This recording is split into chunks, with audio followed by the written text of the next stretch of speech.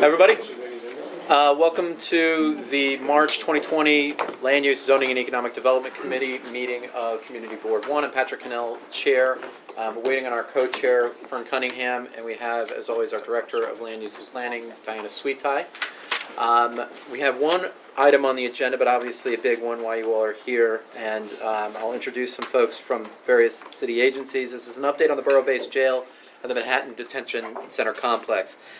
Isadora Schnappel from the Mayor's Office of Criminal Justice, Sasha Ginsburg from New York Department of Correction, NYC Department of Correction, and Rebecca Cloud from who's the Assistant Commissioner for the BBJ program at New York City DDC, and Andrew. Is Andrew here? Andrew may be running a few minutes late. He's from the Mayor's Office of Community Affairs. So, who wants to start from the city folks? I see our friends from DDC here. Oh, you are? Okay. Phone too. But I will do my best. Okay. And I will kind of just guide our team through these questions. Great. So just to, I'll ask you to stand up and identify yourself. And just as a quick reminder, everyone, we do record these meetings so that they're available. And if speakers would kindly identify yourselves for the record so that we know who you are later if people want to review it. My name is Jessica Shabowski, and I'm the Queens Borough Director for the Mayor's Affairs for Andrew. Great. So we're just going to run through the questions. The first being what is the total square footage of the final approved building? Until the building is designed, the maximum information that we do know is that the maximum zoned area is 800,000 square feet. Second question is, where are all the approved features of the building outlined, i.e. square footage, dimensions, and setbacks, in what documents? How can the public access such documents? Can the documents be stored in one place so the public doesn't have to hunt for them? Can you just clarify? These are. I'm sorry. These are. Yeah. Because I'm trying not to take. I'm trying to figure out if I should be writing all this down. These are.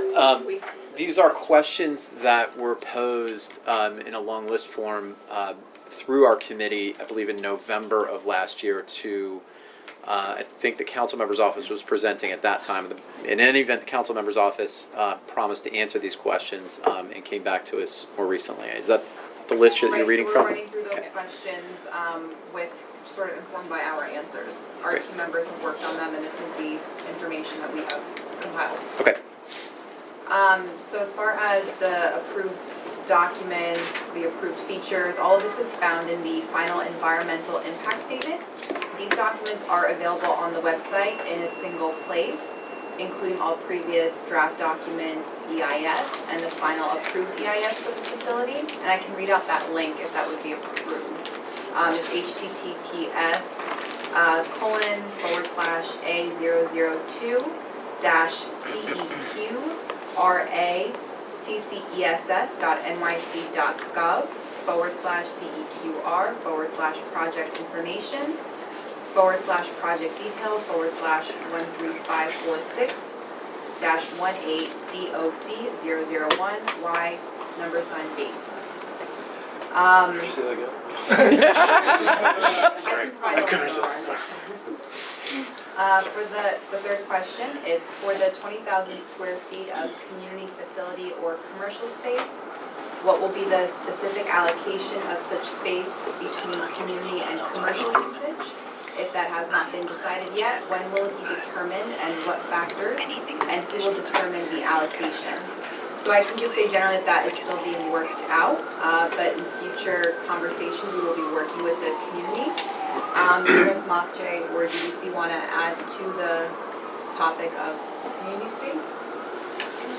Well, anyone here at the workshop we had, there was some feedback that we got from preliminary feedback from the community, and we are working out that information now to present at a later date to the electeds. So your specific question was about. Could you just tell us who you are? I'm Sorry, I'm with the Department of Design and Construction, Office of Community Outreach and Notification. Thank you. Your name? Norberto, Norberto. Say something. On my last name too. Acevedo, Acevedo. Great. I'm going to say you better know this. Hey, you. I have it. So I'm sorry, we were talking about, Community space? I'm looking Community at the space. question on my phone.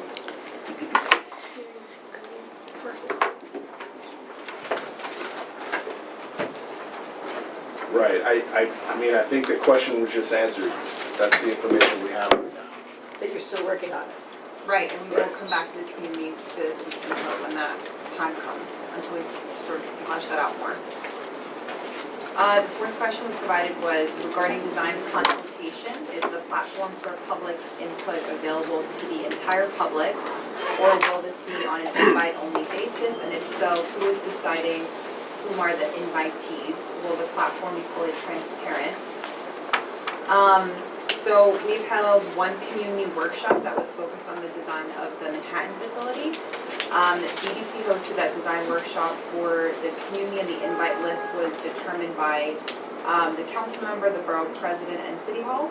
Going forward, if the elected officials are interested in hosting continuing events, DDC and the city team are willing to participate in smaller meetings that may act in a similar way as the workshop for community input. I don't know if DDC wants to add anything else to that. This is something we're available for. We are told by the borough president and Councilmember Chin's office that if they wanted to host a meeting with members of the community, we could do that on a smaller scale, and we'd be perfectly willing to attend that meeting. So you're saying you already had a meeting, There was a workshop, yes. okay? Do we know who, besides yourself, is involved from the community? So I can comment on that because I attended on behalf of CB1, and I'll say that I was probably, there were one of fewer than a dozen people who were there who were not city employees. It was an extremely low turnout. This was a few weeks ago on February 11th, and I think that was one of the comments that you folks heard from DDC, from those of us who were from the community who were actually there, that the outreach in planning this wasn't the greatest. So I think. So does anybody on the community board besides you knew of this meeting? So on February 11th, this is recently, there was a meeting about the jail, and I don't know, nobody, I mean, that wasn't even announced in our full board meeting that this even, or was it? Maybe I It was, missed that. yeah, Anthony addressed it, but Okay, sorry, I missed that. I didn't know that. a community board representative was So there was one invited. person. Diana that- was going to go as our director of land use planning, but she couldn't go, so she asked me to sub in. It was, I don't know if anybody's been to the Howard Hughes workshops. It's of a similar idea where you have, about 3 hours, and you have consultants and tables and planners and people taking notes, but it's just teaming with most of the consultants and the city folks, and there were very few people who were there actually from the community. So I know that's a comment that was given to them, and hopefully will be addressed, and that there'll be a more meaningful workshop going forward, to Alice's point. I don't mean People to didn't even know interrupt, about but it. I have to say, this is a point that we've been driving home now for over a year. It's a critical point, and obviously you're alluding to it. Is absolutely cannot happen. And I would say in fairness to Howard Hughes, it seems they engaged a number of people from the Right. community. I think quite a few people at this table were there at the meeting the other night. So there is community presence outside of one member of the board. That's outrageous. I'm sorry. I don't know who I'm directing this to, but, DDC, EDC, I think we have all to of the solve city this outreach problem. agencies. I mean, this has been in both resolutions, CB3, CB2, the lack of community engagement. You have a lot of really smart, concerned people in this community who get it, who understand Rikers Island and criminal justice and all these things that you're all talking about. Let them in to speak and be heard. It's going to help. So I really hope there's more of this. Well, on behalf of DDC, we agree 100%. Good. And we were very disappointed at the turnout. I don't know if it was the weather, I don't know what the reason was, but we... We didn't know, I It didn't was know. because it was invite only. We didn't know. It was Everyone here would have followed I it. don't know why It was people stayed invite away. only. We were told We that just told it you. wasn't. The invite came to the community board as well as to, I think, some members of this committee. So No, That No. we were No. told. we know this, We so were told it Well, needs to be we are on disseminated it. from there. Did you make an announcement to this committee? No, The the outreach invitation. was handled by City Hall, Is that true? Council member's ACOM. office, and the Borough President's office. You didn't get That was one. what we were The- told. The office received an invitation. Our impression was that it was an invitation only and not open to the general public. Otherwise, we would have circulated it widely. As we We as selected a typically do. representative. We were told that there would be about 100 people, so we prepared for 100 people and spent a lot of money and time and effort to be there, and unfortunately, we got 8 or 12, which gives them more weight for their opinion, but it's not really helpful for the whole. So when you're doing these outreach meetings and you're forwarding an invitation to the community board, you need to be very specific that please send this to your general distribution, please send this to your community board members. It went only to the community board office, which does not necessarily indicate that it is a publicly accessible meeting. It's delightful to know that you anticipated 100, because I suspect by the turnout in this room, if we knew that it was public and not just send a representative from the community board, we would have been delighted to share it. We have no issues with that as a community board. But if you don't say it, how are we to know? So how do we solve this going forward? Patrick, do you have an idea of how, as a committee, we might be able to put a resolution forth that absolutely, which we've already done, underlines that, you know, more representation from the community needs to be part of these committees? So I think what we should consider, and we can certainly do that, but what I think we might consider doing, there's a new person with the mayor's community affairs unit, who I think we should be pressing to make sure that this never happens again. I don't know who coordinated from the city side, but it sounds like there's a lot of punting back to the council member's office, which I don't really think is fair. I think it's incumbent upon the city agencies who applied for the ULURP application through this committee in the first place. They know how to find us and get a hold of us. And to Tammy's point, to be specific about how that information is to be communicated. But if we want to do a separate resolution on that, I guess we can. I don't personally think it's necessary. pictures by now. Yeah. Right, I would just But it has reiterate to that not be if the elected officials are interested in hosting, DGC and the city team are willing to participate in smaller meetings, so I think that would probably go best through the council members and the borough president. And is anybody here from council member's office? That speaks volumes. So there we go. Is there any publicly open process for this other than through us as a conduit? No, but I'll tell you, on Thursday or Friday of last week, the American Institute of Architects held a 2-hour session where the first deputy commissioner of DDC was there, director of mayor's office was there, director of design and construction excellence was there, someone from ACOM came, and really, after, listening to the whole presentation, I mean, they're really forging ahead. I mean, this plan is getting, so far along that any input from the community will be too late to apply. Well, this is, sorry if it's okay, but this is one of the things we were promised during these meetings a year ago and beyond, that there would be a consistent, open and fair, publicly accessible No, they're process. charging, they have the whole thing A planned transparent out process already. was the word that we heard. So have you, I'm sorry, directing it to the wall in general, but has there been any process for you to, for lack of a better word, advertise this to the general public, or are you using us as a conduit to get to the general public?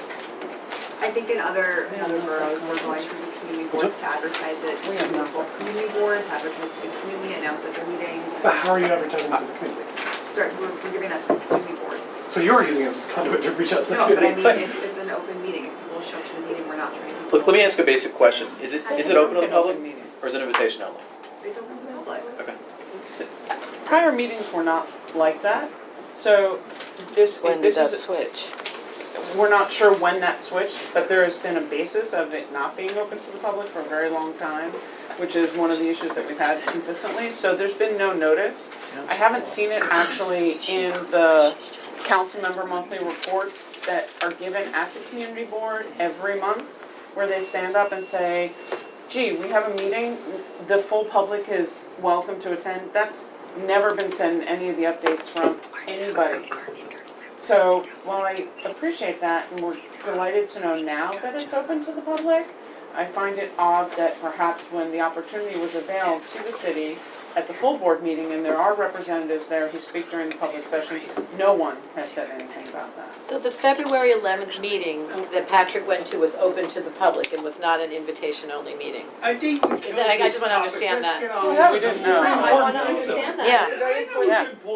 Okay, can I just But ask that everyone question? made Was his statement. somebody Let's get here, on with the rest. this Yes. woman is nodding yes, February 11th is open to the public. open to the public, so it was just that we, all the people in this room did not know. Great, so Okay. So is that's- there a recording then that we could share publicly for people who would like it from that meeting? Recording of that, How do you mean a recording? Just like minutes, like was the We don't- meeting. We don't record the meeting. The workshop is not It's recorded. following over meeting hall. Well, okay, so it sounds like, We'd like a better job. I should do a Going resolution forward. on this right now. Is there a plan to either redo or do a 2.0 version of the design workshop in the very near future, not several months from now, but in the very near future? Not whether the Not council member as- requests it or not, but as Not as the DDC. first workshop as that went. No, not that work. not- Okay, not- not but the how workshop. about any workshop, whether the council Yeah. member requests it or not? Is there Right, anything but currently on the calendar? Someone has to host that. We'd be glad to come to a meeting and go through the workshop booklets that we did for the larger workshop where we expected. Okay, so 100% DDC, the Mayor's turnout. Office of Criminal Justice, and Mayor's Mayor's Community Affairs Unit is not currently planning and does not have one scheduled, a design workshop where the public can come and give comment on the current There is design of not BBJ, another correct? one planned right now, no. so I second Colin's resolution to address this particular issue. Yeah. Of getting us on a calendar with a schedule, with full access for this community to see these designs and work actively with these agencies. Well, I was ranting about this now. a year ago. I was asking for monthly open meetings, and we haven't seen that. So I don't know if anyone wants to, you know, I'd second consider that. Oh, Chair, no, it's up to the chair.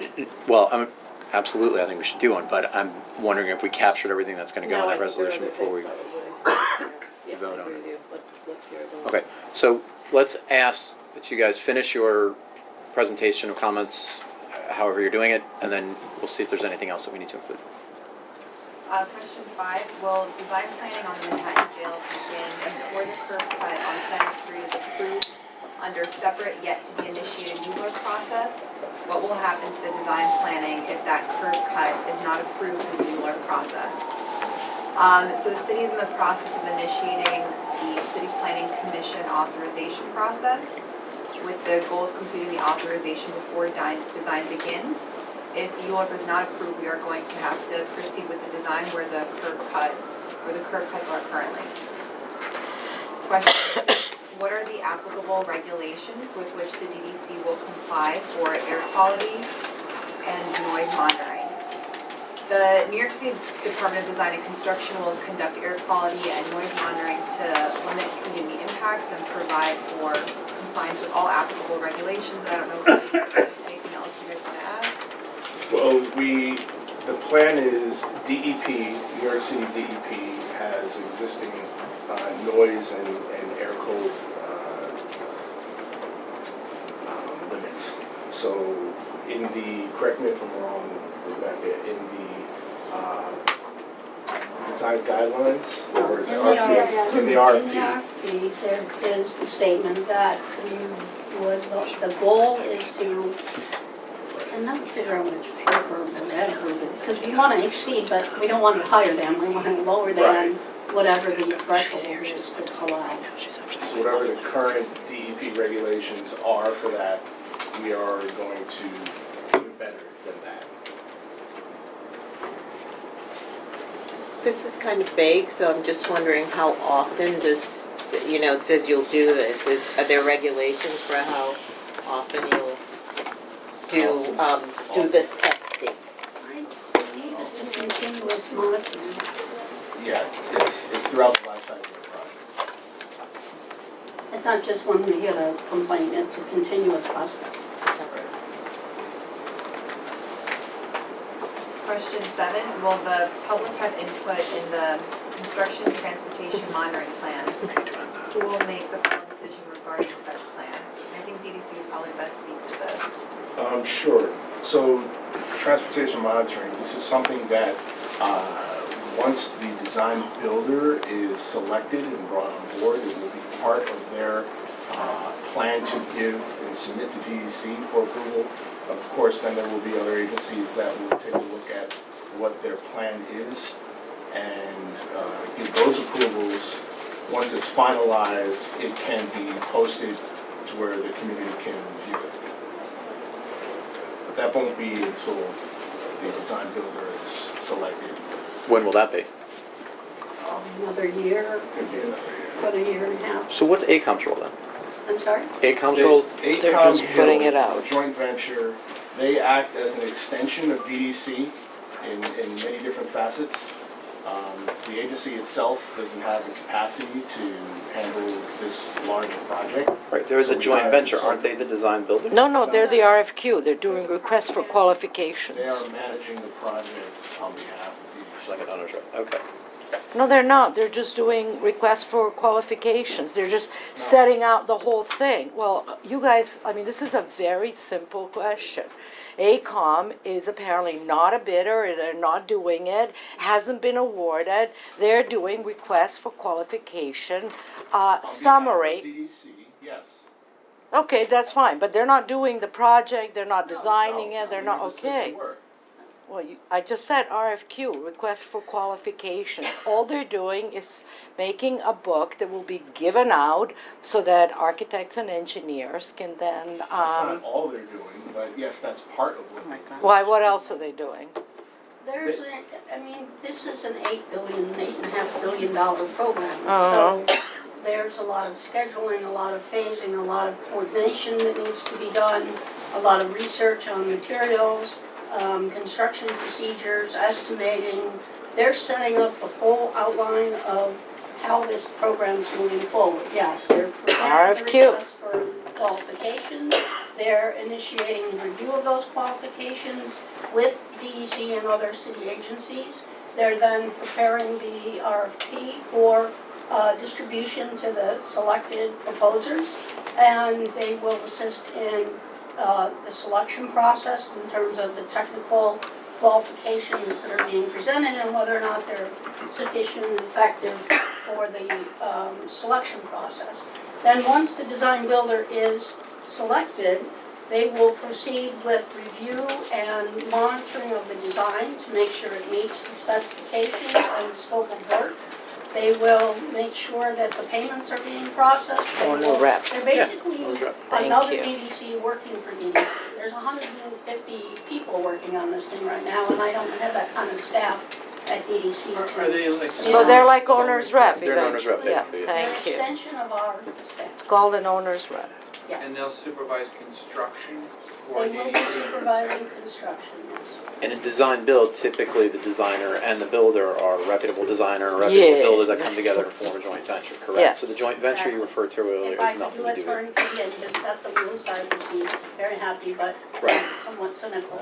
The program management consultant, which is kind of just a catch-all term for them, Yeah. is AECOM Hill. They're a joint venture that came together to manage this project. Different than what might be the joint venture of the design builder. Right. Different. Okay, You're carry right, on. thank you for clarifying that. You were absolutely right. Regarding staging and construction activities, what is the definition? Let me just speak up a little bit Sure. further. I'm having a Regarding staging and construction activities, what is the definition of open space or open space resources? I believe this question comes out of an earlier question 6 or 8 months ago about whether or not the developer or the design builder would be using Columbus Park for the storage of materials. Absolutely not. They will not be using anything other than their site, perhaps the lane of the road if it's approved by DOT, but definitely no other open spaces, no parks, nobody's front yard. It's confined to the site. Is there other open space or No, recreational that's, space? I mean, we have no idea where the question comes Well, I from. think it came from landscape architect perspective, which was, I thought, but maybe I think I was there I know I was there that day, but I thought there was something about just the amount of open space or what the quality of it is, how is it being defined in terms of the project itself? Well, there's open space that's going to be part of the finished product that we're building, but this is referring to if we are, during construction, going to be using open space and how that's defined, meaning like a park for any sort of construction materials or anything. That's not the case. Yeah, I appreciate your interpretation. I'm just going for the one that I thought I had heard, which is what aspects of the project are open space. I mean, how, in terms of the actual design of the project, what, Well, you know, how are you defining this? Is this open recreational space? You know, how does it get defined? Is it a closet? Is it a, you know, what are the things that are open space? That was what Well, they I are, thought. we have requirements in the RFP, or will have, that identifies terms of the alert of what the streetscape is supposed to be, what the first floor activation is supposed to be. The designer of record, together with the builder, will come up with a site plan, and presumably it will include open space in the form of plaza or seating area. That was part of why we wanted to get the community input as to what kinds of things you wanted to see. We did get some, but. It's certainly not too late, and we'll look forward to being able, I'm sure, as a group to provide that coming up soon. And there is time for us to meet and still get it in the RFP. Do you anticipate stating a minimum of open space? There's no minimum. It's what they're coming in.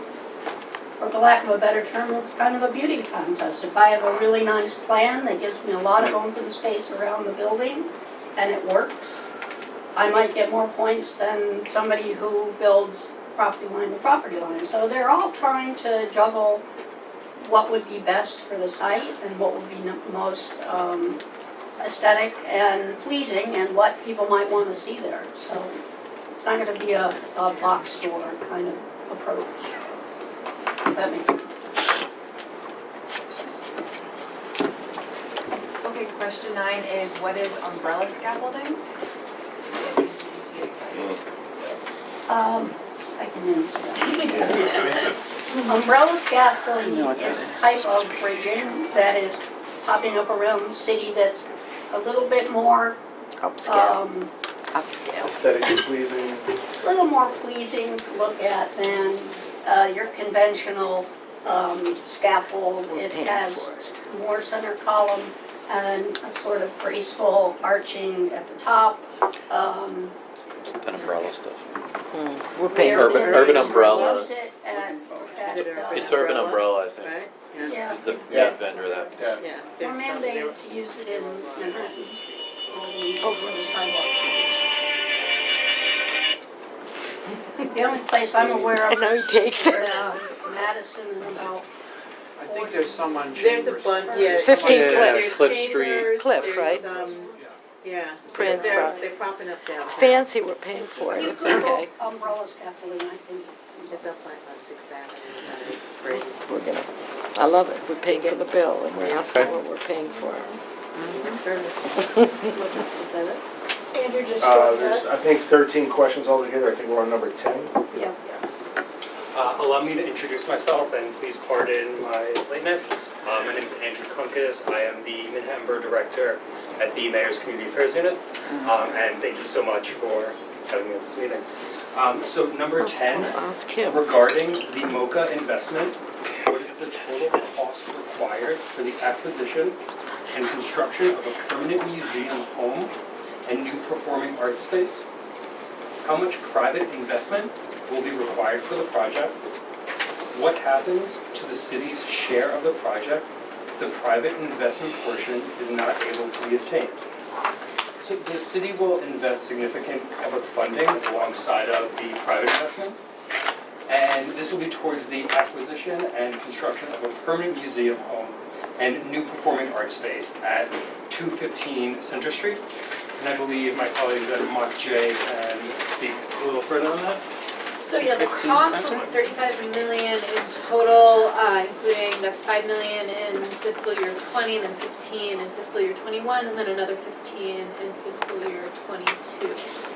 And that's really what we are working with right now. DDC, I don't know if you have anything else to add to that.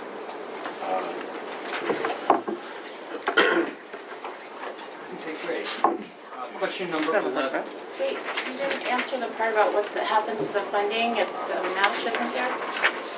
At this time, we haven't gotten an answer, and we'll have to come back with that answer for you, and we will be following up with that shortly. Do you have some number on what shortly means? I do not, but I can give you my phone number, and you can follow up with me if you'd like to do so. Number 11, regarding the Columbus Park renovation, will such renovation involve enclosure of the open pavilion? Who will be involved with the design of such renovations? Will the public have input? If so, what mechanisms will be used to obtain public input and share this input? The city will fund renovations and upgrades to the comfort stations. These are restrooms, roof facades, and maintenance and operating. And as the park moves through the scoping process, the design will involve the public, and they will have the opportunity to comment and give their input on the process.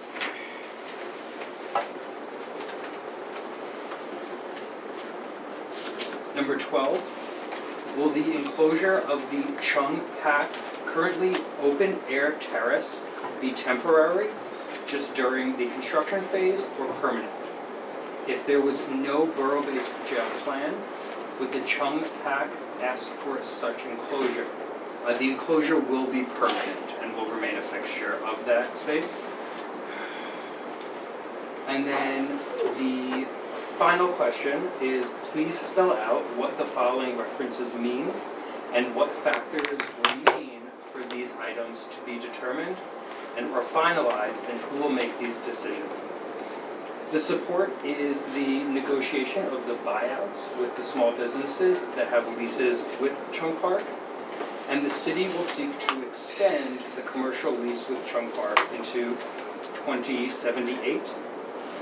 And that is to be determined. The amount for buyouts is negotiated by, amount for the buyouts is negotiated in the leases. So that will be determined through negotiations. And those are the 13 questions that were sent to us. Is there anything else that we can answer for you while we're here? No.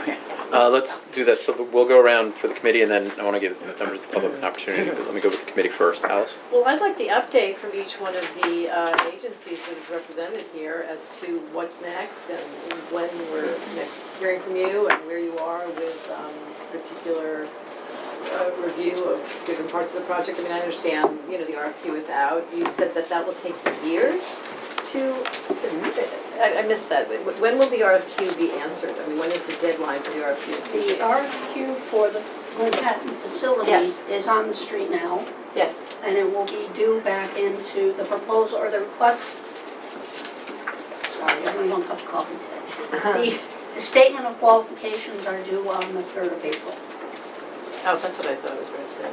So, can you tell us what's next, when the community will next engage, and what, sort of... Well, generally, It's an update, so we're just once looking we for an get update. the statement of qualifications, we're going to spend about 3 months possibly going through it, making sure everything they've submitted is accurate and meets the terms of the RFP, or the request for qualifications, rather. We live in an acronym soup. So AECom Hill Joint Venture will assist us in that to make sure that all of the requirements are met, the proper information. If there's any questions about what they submitted, we will go back to them. They are then graded on various aspects of their proposal, and we narrow it down to just 3 proposers. Those 3 proposers will be given a request for proposal, which is a document. The Manhattan one now is pushing about 1,500 pages, so it's a lot of work going on. It's not finalized yet. It probably won't be finalized before June or early July. They will then receive that, and then it will start a process of monthly meetings with them to go through their proposal, answer their questions, evaluate what they're giving us, point them kind of in the right direction, so to speak, without influencing their design to say that we want it this way. So we're seeking the best answer, the best proposal, the best solution. It's not a low bid, it's a best value procurement. So then we expect that selection will be made, I believe this time next year. It's gonna take almost a year to do once they get the proposals in, it's gonna take almost a year to review that and work with them. And then we would move for awarding the contract to the team and the registration and beginning construction. Or in the case of Manhattan, the Sally Port and demolition of the existing facility. Can anyone answer how the community's concerns, which were laid out quite clearly in 2 resolutions by Community Board 3 and 2, which were really a tremendous amount of work on behalf of a number of professionals and just, engaged community members. How is that filtering into the way that what you're doing is going forward? I was particularly dismayed, to be honest, because I did attend both AIA meetings, the American Institute for Architects meetings, and I know the League is meeting soon. I was amazed that they didn't talk about the resolutions, that they didn't talk about the community involvement, and they didn't talk about the lawsuit. They don't talk about what's really going on in the community vis-a-vis these projects. So how are we going to make sure that information gets to the folks who are now going on to the next step? I know there's a design review coming up, or, and there's supposed to be community engagement. Well, how are you going to make sure that the community's concerns, which are right there in black and white, are going to be addressed? All of those documents have been collated, evaluated, put into a matrices, cross-referenced with the neighborhood advisory committees, community boards, the community groups, and that information is then incorporated into the terms of the request for proposal. All of the points of agreement, all of the ULERT information is all in there. And a lot of the reason it takes so long to review the proposals and select the one that's best is to make sure that they cover all those things and that their solution to whatever the request was is effective and appropriate. So it is being incorporated. I know that sounds like a whole line of It's not being incorporated in public meetings with professional organizations who come for question and answer at the request for qualification meeting at the professional organization of the AIA. That information needed to be up front and center, or certainly alluded to, and I felt that was an extraordinary omission. Tammy? So I'd love to see a timeline, an official timeline given to us. So put up next to what your community engagement points are, so we understand exactly where the community engagement points are, where they're public. I'm not surprised. Here, for example, Right. they have the whole thing. It was only 2-3 days ago. So They gave that if you're and- able to show and the slides of a schedule. program schedule for the architects, we would like, as a community board, the same kind of courtesy to see that project schedule. But what I'd like to see layered into that slide is where your community engagement dates are and how they relate back to what's going on. So for example, where you've got your RFP process and things like that on here, And go to the next one, it gives you all the dates for RFQs, RFPs, when everyone. Right, so, those are the kinds of things that, if you're serious for community engagement, having a clear process for it would be extremely helpful, which I don't feel, and I don't know if many people feel in this room, that there is that. Just to your point, we have 2 different resolutions where we're pretty specific on our desires for this. I don't think they've answered that, Yeah. Correct. So that would be one thing that we would like clearly to see, and obviously, I'm delighted to hear that you had a room ready for 100 people, but it would have been really good if that was actually known to be a public meeting. And there are plenty of newspaper reporters in the local community who have reported ad infinitum on this. There are plenty of community groups who would be happy to spread the word, but if you, it needs to be said, this is a public meeting. Please share with your constituency. If not, then it is in the same style as your first set of meetings where you were only allowed to send a representative and it was by invitation only. Because many of us were frustrated for not being in the room. Okay? What I will say on behalf of DDC is that we made that clear to City Hall that we thought it needed to be better outreach. I'm just curious, can I just ask, how many people in the room who are non-agency actually knew about the February 11th public meeting? Oh my God, nobody? One. Good for I you. think I was the only one. Can you tell us next time? How did you find out? But were you invited? I was not invited, I crashed. Nice. Well, apparently you didn't crash. Yeah. You were invited. This is the one at DCLA's floor, yeah. Can I speak a little bit about that? 'Cause since I was there and I wrote a really long memo about this. Sure. It was set up for 100 people. I counted about 13 community members who were not paid to be there, like not someone working for the city or, you know, some office. So like if you see a picture, the numbers might look a little, you know, inflated because there are staffers there. There was translators for Chinese language without anything to do because no one there needed translation, meaning that no one was outreached to who was a mono Chinese language speaker. And there's a lot of confusion about who was invited to come, if you weren't allowed to come. So I requested, I sent along a request to Rebecca and some other people and also Margaret Chin's office, about how we as a community can help each other turn out for these things, but only if we know, you know, who else is invited, if we're allowed to come. Also, something really important is something to take home with us. So even with this meeting, with these 13 questions, I'm not sure if there's a written response. It would be really important for us as community members to not bear the burden of having to create these documents, which I have been doing, but actually being able to have something official with the correct answers that we can share with our friends and neighbors would be really important. I have so much more to say about that. So I'm going to tag a little further on. In today's current news cycle with the day and age that we have, it would be exceedingly important not only that these meetings are public, but that they are recorded.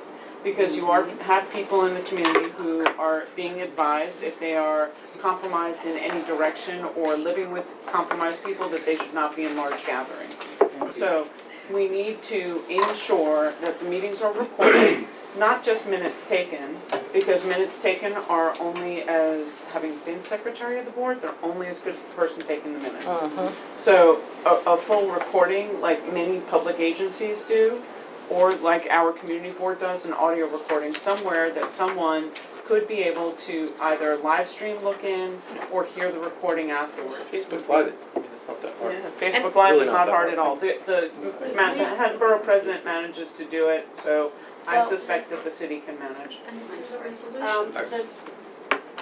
have to find a way because the whole workshop setup is by small tables. So you have 4 or 5 people at a table, maybe 8 people at a table, and they're talking and they collect their answers and then it goes up.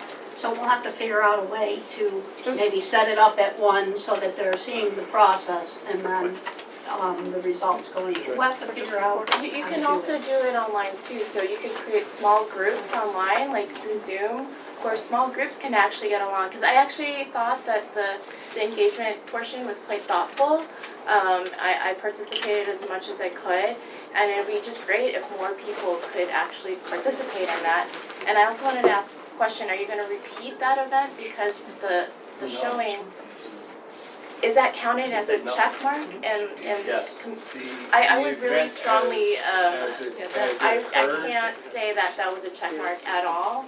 Like, it was just such a sad showing. I can't more strongly say how that does not count as your job done, because it was not.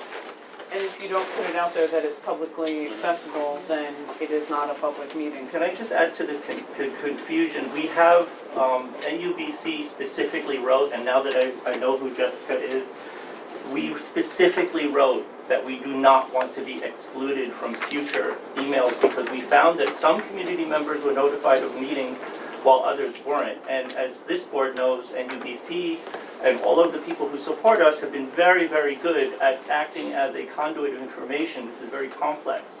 So we specifically asked, and I have an email from February 4th, specifically asked the mayor's office, we would like to be included. We got a response from Jessica that said, yes, you will be. The next thing we know, Chris, myself, Howard, our leadership was getting text messages from inside of that meeting saying, why are you guys not here? I do not believe that this is an innocent thing. You don't get emails that are correspondence and says, yes, we will include you, and then don't include us. We are the largest group. We are the only group in Manhattan suing the city because of this very thing. I do not believe that this is an innocent oversight. I do not believe that this should be a check mark. I do not believe that this should be something that the city should get away with saying, we are not redoing that. That is unacceptable.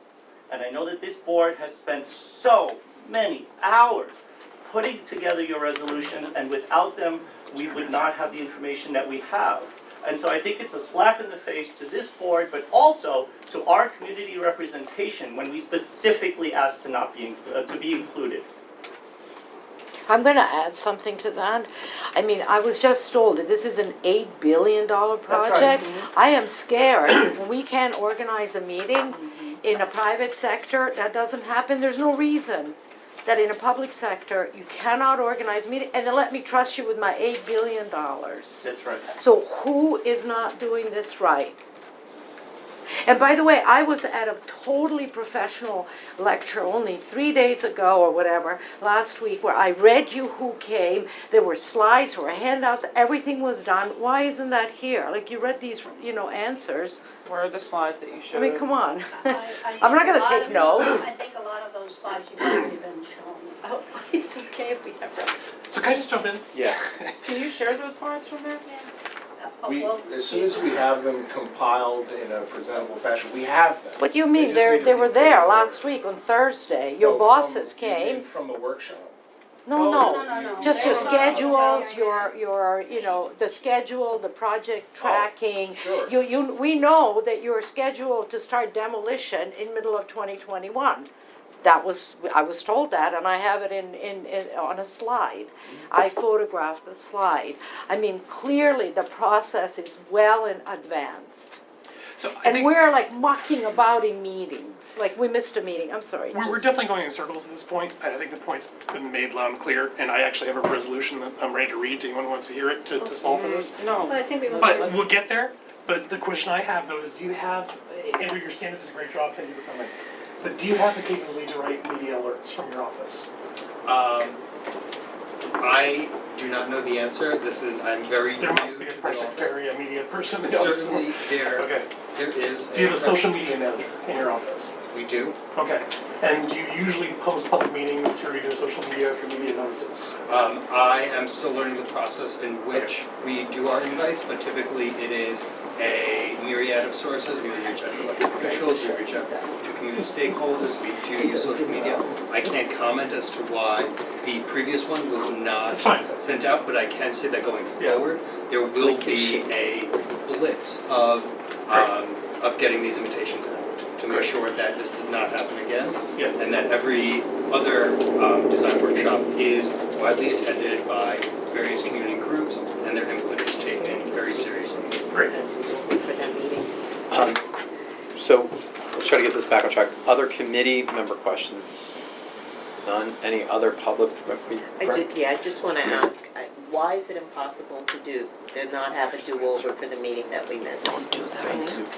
Please don't do that. Don't ever cut me off. It's not impossible. Tell me what. 3 times. Tell me. I think the idea was that we would be willing to do another outreach. It's just the scale. I mean, we had food, we had.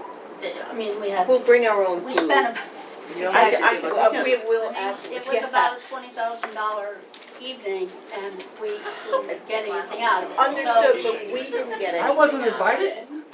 So, Together with you know, I we've think made our. we can brown bag We it, can still whatever. Waste of have, public we can still dollars. have a productive engagement workshop, but it doesn't have to be in the same type of setting.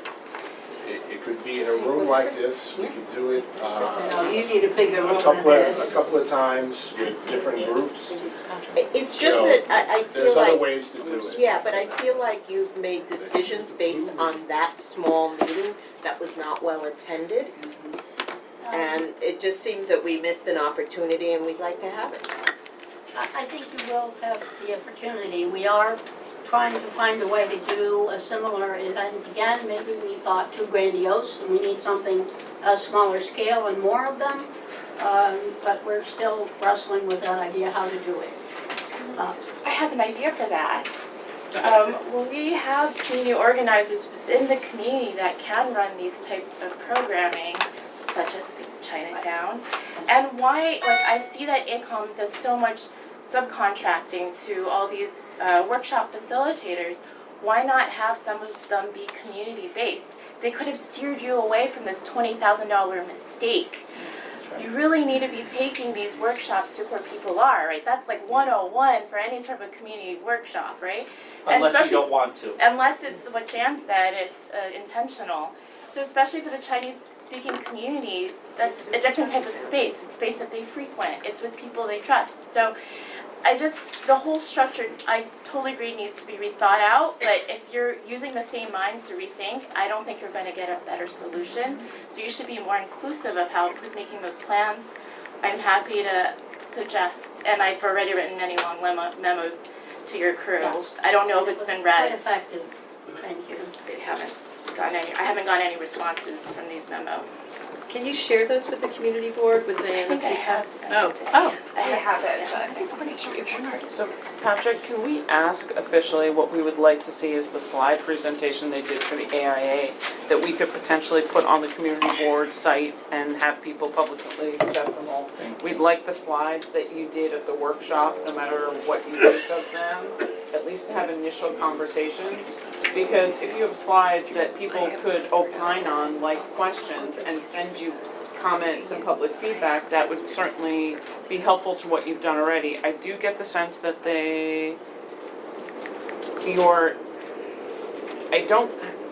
can you confirm whether or not, and if so, when would you be able to confirm, to redo the workshop that was poorly attended within the same time frame to get feedback from a wider community versus what I am not sure that I am hearing is we will do community feedback at another time for another part in the process.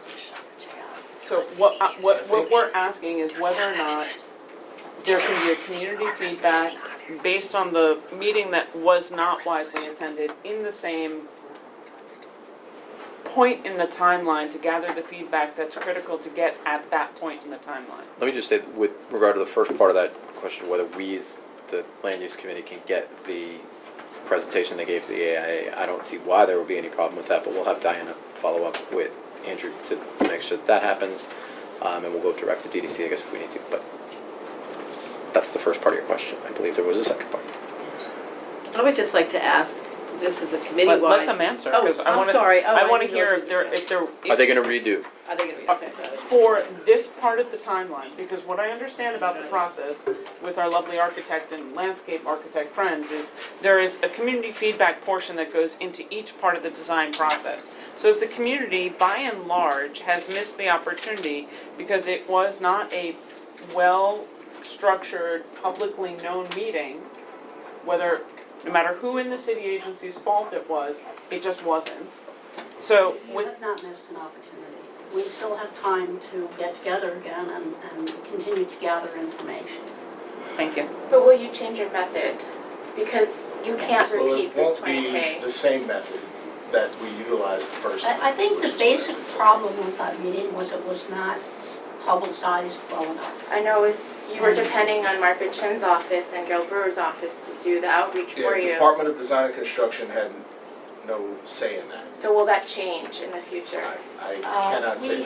have Andrew, can you requested say? and we've been told no. I can So say, no, But I without think we change. have Andrew, and Andrew will So let's let Andrew answer A that. stirring conversation after this one of what DEC would like to see.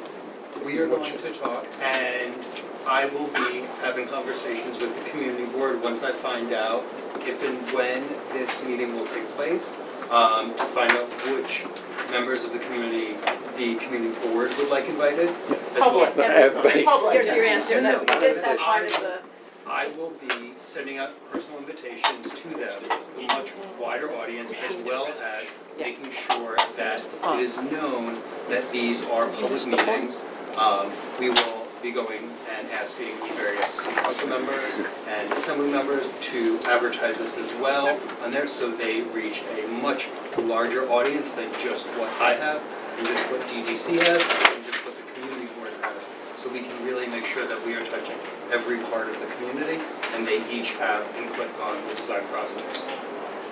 All right, so, I just want to piggyback on that, just to say Yeah. that I think, Andrew, you missed the first half hour, and this was really driven home, this point of the need for full community engagement, completely open to the public, with no invitation-only type of strategy. or even anything that appears to be So invitation. I apologize if I was unclear, but I will make sure that any advertisement that is going out regarding if there is another design workshop, that it is made abundantly clear that this is an open public meeting. Anybody who wishes can attend. We will make sure that that is prominently displayed on any invitations or any advertisements that we do put out. And any invitations that would be sent will be a request for them to attend.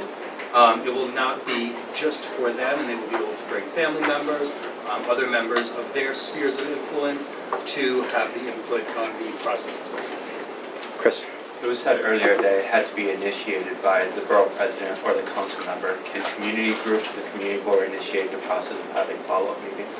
As far as the follow-up meetings, it is my understanding that it's best to go through the elected officials, so we can have everything presented to us and we can respond back Any in the elected most clear official? and concise manner possible. Any elected official? Any Any elected official? Any office? I don't know if they'll respond to you, but I know that once Trying to help Chris out. this area will certainly give response and make sure that we are made aware of. I think if you sent a letter to the Vice President of the United States, you might not get the same response as you would if you sent it to the local council member. Okay. Thanks, Chris. Other questions? Just one thing, can those notices be sent in Spanish and Chinese for our communities? Yes, we will make sure that they are done in a myriad of languages and disseminated through different channels. Thank you. Vera?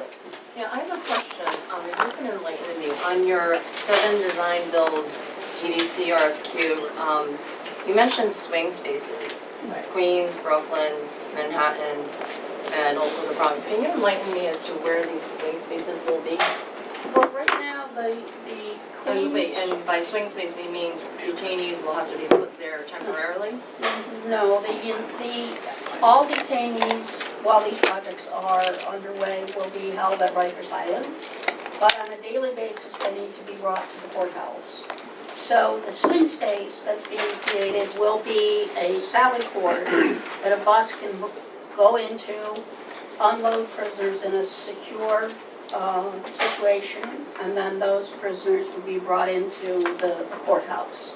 So right now, that all happens behind the doors and in the facility. And since the facility won't no longer be there, we've had to find other ways to be able to bring people in custody in and out of the building safely. Do you have those places identified at this moment? They're immediately adjacent to the existing building. So in Manhattan, where will it be? Do you know? It will be in front of the courthouse building, adjacent to it. It still has to go through the Public Design Commission, the Department of Transportation approval process. So that's about how many people would you say within that swing space in Manhattan, do you think? When that swing It's space by is bus load, activated? and I think a bus handles like 12 or 14 people. It can go up to 29, but it's like Sorry? I said a bus, a full bus could hold up to 29, but it's unlikely that we would have. Typically, it's around 15. How many buses a day do you think? That varies depending on how many people they have in custody. Not to be evasive, but So- the idea if they're gonna bring in one at a time, although that bus will go out, Jason. bring in another bus. Join the last one. Okay, so these are gonna be, these are obviously city owned, right, I agree with you. It's going to be more of an enclosure, it's not, I mean, there's a guard booth, but there's not a building per se being built, it's an enclosure to secure the buses. In Queens, for example, there's already a door available, we just need to enclose the area in front of it. Brooklyn, you're going down behind in the courthouse from the central booking area, so each one is different. Hang on, Jan, name in the back, and then Jan will give you the last word, and then we're gonna move on with the resolution. I have a question regarding the curb cut on Center Street. Have you represented to any of the community in the design build that this curb cut will happen, and did you create a design process around that curb cut? The curb cut location is defined by the ULURP, so the one in question is the staff parking entrance and exit. The design build doesn't, the URL does not, and the FEIS does not incorporate the curb cut in its picture. It does not incorporate the curb cut on Center Street. They don't have it FEIS on shows. Center Street, it's on that. Right, so I'm saying your curb cut to Center Street, have you created a design build process representing to the public that that'll exist even though that has not been approved at all? We are putting documentation together to submit it to the City Planning Commission for I believe it's a technical memo that revises the location. So the technical memo will revise it post URLA process. Post ULURP, yes. Is that legal? Shouldn't it be before ULURP? So No, when you're well, looking at ULURP, you're No, the ULURP is finished, so this would be a revision to the ULURP. It's done through a technical memo, and I'm not the best person in the world to explain that process, but my understanding is that there's an application process that identifies the movement. We would look at the final environmental impact statement to make sure there are no adverse effects of relocating that entry-exit. And if the City Planning Commission approves it, then the design builder would be directed to proceed with their design using that entrance-exit on Center Street rather than Baxter Street. So it's not subject to a URLA process itself?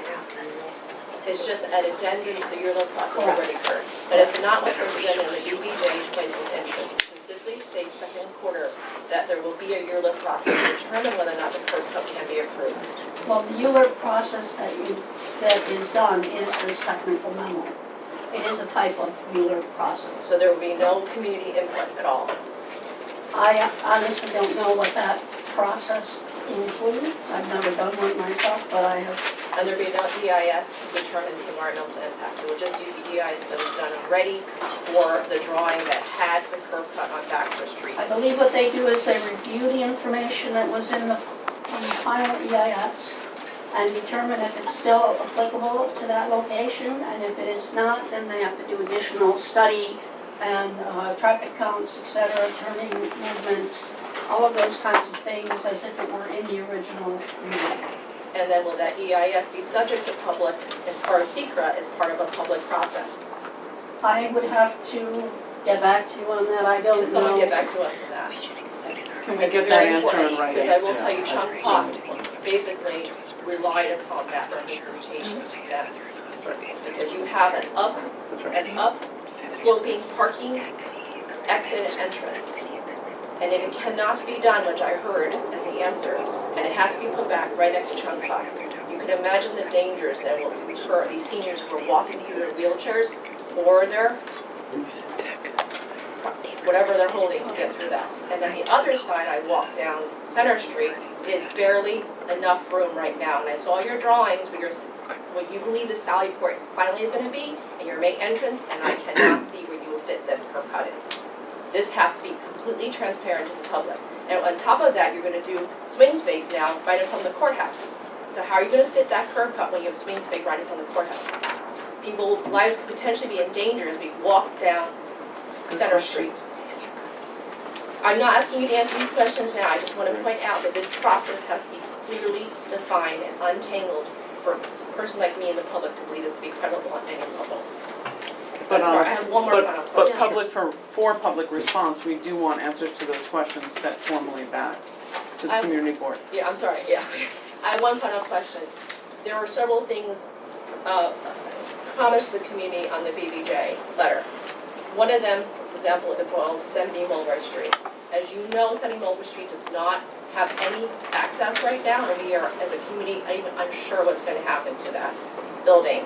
Tell me how you're planning to deal with that in light of what has happened with the fire there, including MoCA as well, who's having financial issues right now dealing alone with their archives. What is the meaning behind these benefits when this now scenario has changed? Are you doing assessment and analysis, or are you just going to take it off the table and say, oh, we can't do it anymore? Too bad. I apologize, I'm not sure what you're. Maybe I'll just address it to the mayor's office. Are you aware of what happened at 70 Mulberry Street? Yes. All right, so you're aware that building is basically burnt out? Yes, and what the city is doing is they are demolishing the building by hand from the top down. And yesterday, MoCA was able to go into the building and retrieve, I believe, 2 box truckloads worth of... I think you're referring to the $4 million, though. We're going to You're talking talk about about the the elevator. elevator plus the The 35 elevator. million on for MoCA, both. What I'm saying to you is now the financial condition of the building and CMP, who now has had their lives completely gutted. So these financial organizations that you have claimed to give benefit on the BBJ, their status has changed dramatically because of this unforeseen fire. So I would like to know what commitments the mayor's office will have with respect to these funds given. Will they just basically say, oh, these organizations can't have them anymore, I'm going to take it away from them? I would like to know that. I don't have the answers to that. Can you give us the answers to that? As a I community, can you're entitled look to know that. Thank you. Really quick, Jen. It's our understanding that the building now known as the Tombs was going to be the first building to be demolished, and then they would understand from the demolition of that building how to start on 125 White Street. Now we're hearing that there is a swing space that's needed. I'm not clear, after hearing what you guys have said, what you're building while you still need to take people to court. I do not understand what the structure is or where it will be. Where will we see a representation of what is this structure? What are the security concerns around this structure? Where is it going to be in relation to everything else? And what is the timing? Because there actually isn't any, and you could correct me if I'm wrong, in that workshop, did you present that there is going to be a temporary swing space, what it looks like, why it's there, how many people will be coming in? No, we did not.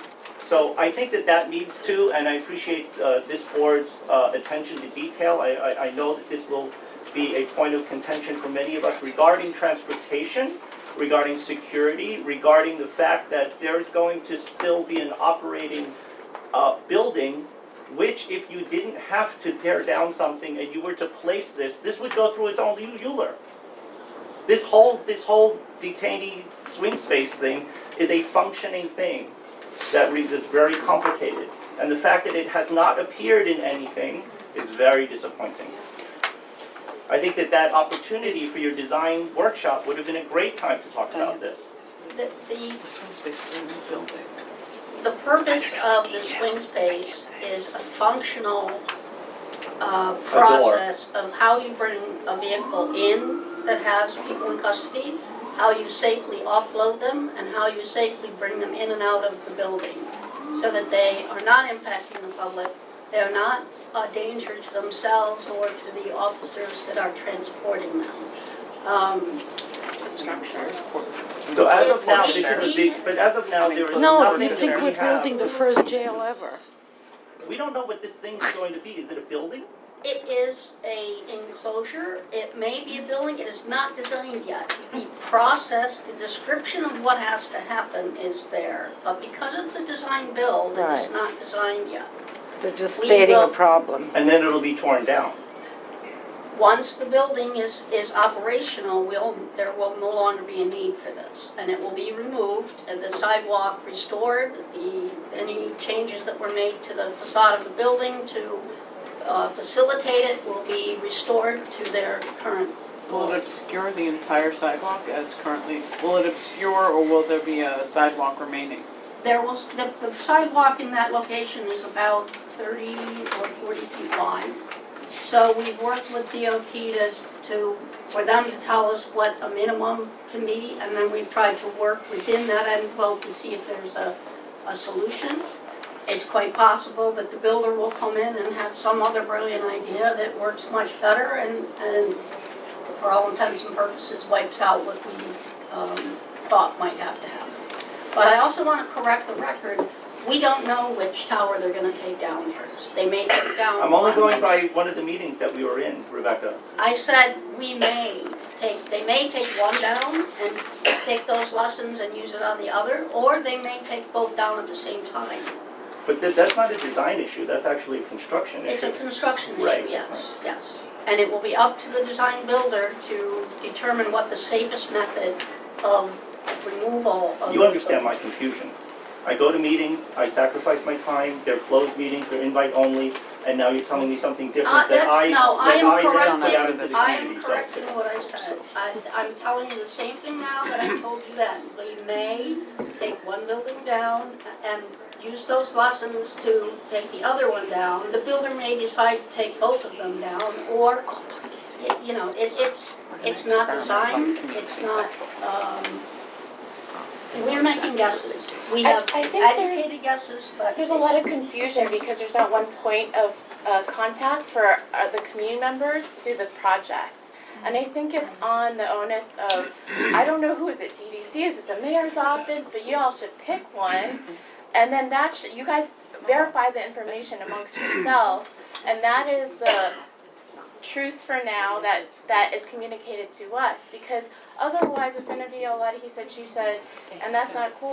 We really need this clarity so that we can really deal with issues that are important and not deal with communication issues. So would DDC take this on? Will it be the mayor's office? It depends on your question. We can't No. answer That's everything. exactly. It can't be depending on our question. It has to be the whole project has one point. Should go on a resolution. I think it has to start with Andrew. Andrew will work with us at DDC to figure out the best way to disseminate the information. One I mean, person. There's a lot of players, a lot of parties involved, and we're trying to do the best we can, but unfortunately, a lot of our answers are, we don't know because it's not designed yet. There should be one master. Extremely frustrating. So I will be taking on that Okay, there you role as the Community Affairs Unit. It is our position to act as a liaison. Diana and I had a very good discourse to this point. If you would continue to send any questions you have to her, and I will be following up to her in as quick of a time as possible. I think we have been in very steady contact. I think it would be super helpful if you made all these question and answers public. So kind of like a FAQ, like on a website, What I so we can understand. promise right now is that if you get your questions to Diana, I can answer those questions once they're sent to me. I'll respond back to Diana, and she will disseminate them to the various. Don't you have a public space under the CAU? I mean, if you have a community outreach unit, right, COU, whatever you want to call it, don't you have a public-facing web presence? If not, could you? Which then could post answers. I mean, yes, the community board can post answers, but we are at your behest waiting for you. I can certainly look into that, but right now, in my capacity, I can comfortably say and promise that the interactions that Diana and I have been working, and until I can find something different that would appease everyone, I would like to continue with this, so everything is coming to me in a clear and concise manner that I can then distribute to the agencies, and then give Diane a clear and concise Vice Diana, and she can disseminate that to the board members in the fashion that you have each requested to do so. I don't know how you prefer to. I mean, that can be effective for the board, but I see what Yeah. Tammy's saying in that we are not the most effective conduit, I think, to filter all of it through to the general public. Yeah, and we're not shifting that responsibility on No, the that's not, community. I mean, That's not happening. quite frankly, That's Can't do that. the owner The rep board usually members that does are here, this. the questions that they have, if they could send them to Diana, and she will reach out to me, and I will get those answers. And we will look at a process in which we can make these public, whether it's some type of forum or whatnot, but I will have to look into this. I cannot say right now how that can be. Okay. I would say this is a priority, the center point of contact and clarity, it should be a priority All for right, you. I'm gonna bring us all back together That's now what it normally for resolution. does. Because there was a resolution proposed earlier, and I've been taking some notes, and this has become a bigger resolution. But let me read through to the committee members what I have so far. So the resolution would, first and foremost, point out the need for and call for a calendar with full access to the design process, where there would be regular meetings, monthly would be preferable, that there would be outreach to the community. That outreach cannot exclude anyone, particularly those who have specifically requested it. And I would note in the resolution the NUBC example that Jan gave us, and I'll follow up to get some specific information for that. That the outreach efforts by the city, and to the point that was just made, you speak with one voice for the city, that there's one point of contact rather than having multiple agencies telling us different things and potentially there being a miscommunication or misconstruing of information. At the very least, the information filters up through one point of contact and out to the public. The fourth point, as I had it, was that the city and ACOM should utilize local outreach, community-based organizations to do that outreach and not rely on New Jersey-based consulting firms to get it done. And We're using local firms. okay, sorry, that was perhaps unfair. They may not be in Chinatown, but we're using local. That, and Diana mentioned this to me, that any amendments or technical memos to the ULURP be brought to us for review. And then Colin handed me some language with regard to how that outreach might work with regard to specific communication strategies of social media, press releases, etc. And I think this is good, and we'll figure out how to sort of combine that all in one resolution. Does that capture it? There's one thing I thought was pretty important, and what I wrote was twice per quarter, some sort of public facing and publicly accessible meeting. So I think we were saying monthly would be preferable, Sure, yeah, okay. which is what I heard first, but would, Even better. Patrick, can I Yeah. consider, what about a redo of the workshop or a recommend, Yeah. you know? a redo of the some- February 11th That workshop. Okay. workshop did not count. Yeah, that it's not Because- and based on all these failings, redo of the 211 Right, and that should be in the therefore be it resolved, workshops. Yep, because that's a solid ask. based on all these failings. Okay, have I captured it? I'm sorry, I have one other thing that I scribbled at the top of mine. It's maybe related or unrelated, but I feel like a lot of people might agree, Vera, that the resolution we did on May 28th of 2019 hasn't really been addressed at all. For the ULURP process, and some of the therefore be it resolves. So if you can read my scribble, I just wrote, could they report back to us in a month and status as to all the things we asked them to do? Which included things like, There's also a promise being made to make sure that these resolutions, boards 1 and 3, are part of any kind of communication with the designers going forward. That was stated. yeah, And that, you know, that's part of the. and community feedback, because I remember one of the last Patrick, you have to presentations. catch up Wait. there with the- Time out. There's a lot going on at once. Okay. Come back to the point about the 528 resolution. This That- is now point 7. That the mayor's office should provide answers to every point raised in the resolution under the therefore be it resolved. Yeah, an update. The council member's office, Anthony Drummond from the council member's office did provide us that point-by-point resolution. So are you asking for status To the updates? resolution, or was that to the list of questions that was submitted? To the resolution. So we just need to circulate that back to the board. And are you asking for status updates on things that are unfulfilled? Okay. Absolutely. I just wanted to Absolutely. clarify that. We're now working on a year. This if needs to it's be, this essential. document was And then like, the other thing year is, ago. when Almost. we were at, maybe 3 months ago, we were down in the Manhattan Borough President's office, when they presented the potential, they weren't designs, they were just like suggestions, which included something like a 5-story atrium lobby to the new jail. Do you remember those slides? Yes. And there was a lot of community feedback given at that point, because one of the questions was rightly asked, I know I asked it, was why are we looking at a 5-story atrium open-air lobby when the community is screaming about the height and depth and breadth of the building? And isn't there a way that perhaps you don't need a 5-story atrium open-air lobby and you could lower the density of the building? Because the sites that were shown to us in that particular presentation were about sites where land is at, there's not a lot of land here. And the sites that were shown for examples of the new style of jail that you were going for were on places where land was not a premium. And there was no response back to that. Where are you getting these designs from? I thought you were in the programming stage. There is no. They were conceptual. design. That, They I were- believe that they. So make that clear and separate it.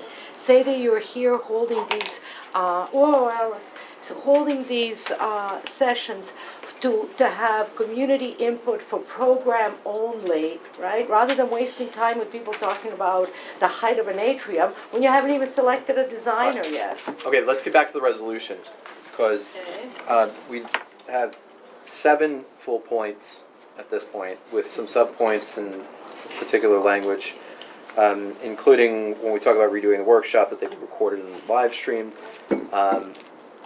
and Can I make a point. small word adjustment? When you Sure. said local earlier for the community engagement, then they said they were using local, maybe we have to use the word neighborhood. Yeah, okay. Sure. Okay, so with that, I think we've captured everything, or else we're gonna have another how are 7-page we resolution. gonna, well, I just wanted, the 3 points that Jill brought up, thanks very much, because they were really good ones. The 70 Mulberry Street, the fact that times have changed here, the building was burned down, is there some sort of, I don't know if it's going in this resolution though, but there seems to be things that changed over the years since we wrote our original resolution. And there are open questions about swing space, curb cut, 70 Mulberry Street, I don't know, is that something where I would wait, I mean, there's so much going on, I would be worried about putting too much in this resolution, where we're really asking for a process to be put in place that'll help us get that information and answer those questions in a timely manner, I mean, I so. think the theme here is about open public Open, meetings. public, often, Right. Yep. And not just, Communicated. and my only fear here, Patrick, is just, the Mayor's Community Affairs Unit, I've never worked with them before, like, we're looking at resiliency plans all the time, and it's the Office of Resiliency that's the point person for looking at those plans. I just don't want to find that we're going to be missing information that clearly AECom and the DDC have, that's going to be funneled through community liaison. I just hope that it's clear that when you come to update, the update is coming from those people who are responsible for those That's right. agencies. And I think that's critical. So I don't know if we want to make sure that on all updates and all community interactions, that all the players have somehow gotten their information to the community. Because I'm concerned that for example, the AIA meeting had all of these players there, and they were the heads of the organizations. Right. It was Dory Springer, it was Elizabeth Glazer, and that was really helpful. So- And so I think we should have that. so when we talk about the one voice for the city, one point of contact, the one point of contact who has inquired of the relevant city agencies, And what that- information needs to be shared. And that they will engage in all public, I think they should be But that's what engaged an in owner public rep meetings. does, right? Don't you have an owner rep? And they're technical and they can answer all these questions. He Because doesn't have what to we go don't want back. is to have a community Yeah. meeting like this, where you've got somebody, no offense intended to Andrew and the team who's here, who come, and we don't and they get- don't have the technical ability to answer specific questions. That's a problem. Whereas But they we were have at an the owner rep, AIA meetings, they were. There So was- it seems everybody like was it's there. setting up 2 classes of outreach. Yes. So I think I mean, why isn't DDC, like the voice organization? I mean, it's a little counter to what we're asking for if we're saying speak with one voice, but we want to hear all the voices at the same time. I'm just worried that it sets up a process where consultants are saying one thing and then they have. So why you have an owner rep. Speak with one voice, Yeah. but bring your backup. So if there's a question, that it can be answered. That's what an owner rep is. ACOM is a hugely capable firm. They're the ones who coordinate everything. I would say for their main public meetings, on the meeting on February 11th should be all the lead agencies with their Yes, chairs. yes. Those kinds of meetings that are happening, whatever the time frame is that you're going to provide, should be with all hands on deck. The number one hands, everybody there, so that the community has a group that they can ask questions to and get answers at that moment. We'll get back to you. I don't know when we ask those questions that are coming back to us today, but. November 2019. All right, We there you forgot go. about that. All right, we have a lot in the resolution, so I'm going to call the question. Second. All those in favor of it as we've outlined it here? Thank you. Any opposed? Recusals, abstentions? Good. With that, our meeting's adjourned. Thank you. Thank you Thank very you. much. Thank you.